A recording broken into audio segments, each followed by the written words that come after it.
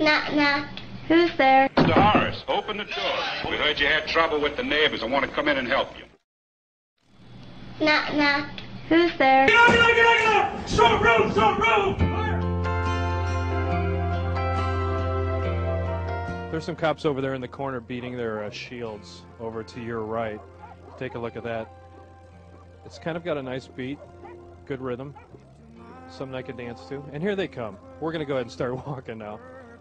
Hey, can any of you guys tell me when you guys went from looking like officer friendly to this circa 1942 Neo-Berlin wear? Anyone?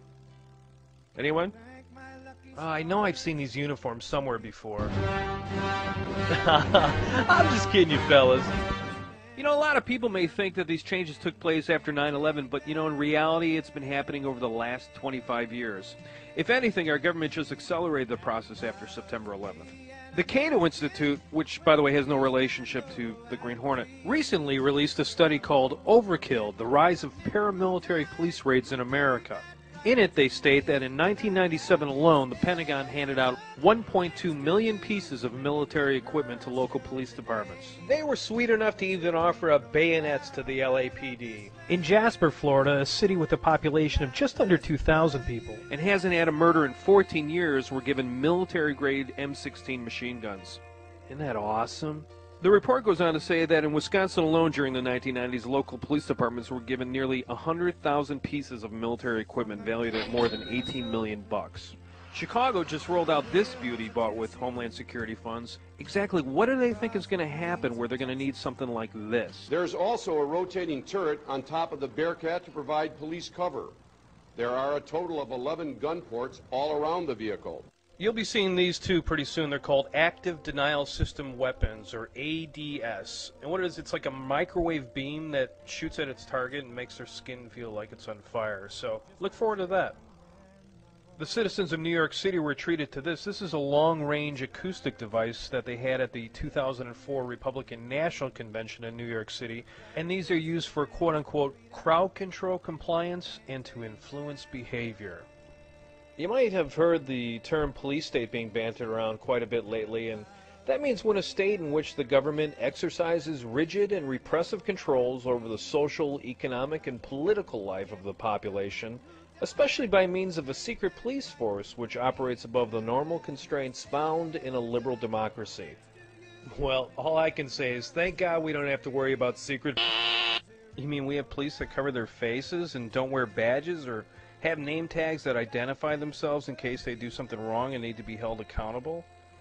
Some people would even say that they're conditioning all the kids to the police state.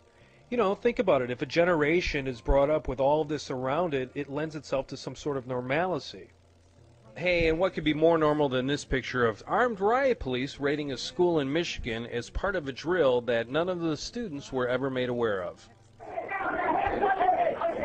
Kind of like here in Goose Creek, South Carolina, where students of Stratford High School were raided by police with weapons drawn in a supposed drug raid. Students were cuffed, they had guns pointed at their heads, dogs barking, and guess what? No drugs were ever found. So the city, the police department, and the school district wound up paying like $1.6 million for violating the students' rights. This handsome devil is Paul Craig Roberts. He was the former Assistant Secretary of the Treasury during the Reagan administration. He recently said, "There are now 17,000 local American police forces that are armed with rocket launchers, bazookas, heavy machine guns, all kinds of chemical sprays. In fact, some of them have tanks. You know, local police departments are equipped beyond the standard of an American heavy military." You see, boys and girls, we have this thing called the Posse Comitatus Act, and what that is it prevents the military from acting in any law enforcement capacity on American soil. But you might remember Waco, where the military moved in and they brought in their big tanks, and a lot of Americans were killed down there, including children. Comedian Bill Hicks nailed it on the head when he said, "If the government was so concerned about stopping child abuse, then how come we never see any tanks knocking down the doors of the Catholic Church?" And if you're interested in learning what really happened down in Waco, then go to Google Video or rent this DVD. It's called Waco, The Rules of Engagement.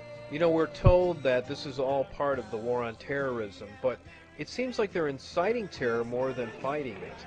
I mean, if we're not the terrorists, then why are we being treated like this? You have to ask yourself, is this the type of country you want your kids to grow up in?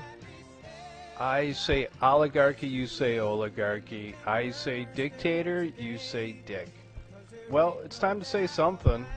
And for the fine men and women of the police forces, you can't say that you're just following orders anymore, because the Nazis tried that, and well, we know what happened to them. And I'm proud to be an American, where at least I know I'm free. And I won't forget the ones who died, who gave that right to me. Come on, fellas, you know the words. And I'll gladly stand up next to you and defend her still today, 'cause there ain't no doubt I love Let me know if they start running, okay? Because I can't really see a reflection in the camera lens.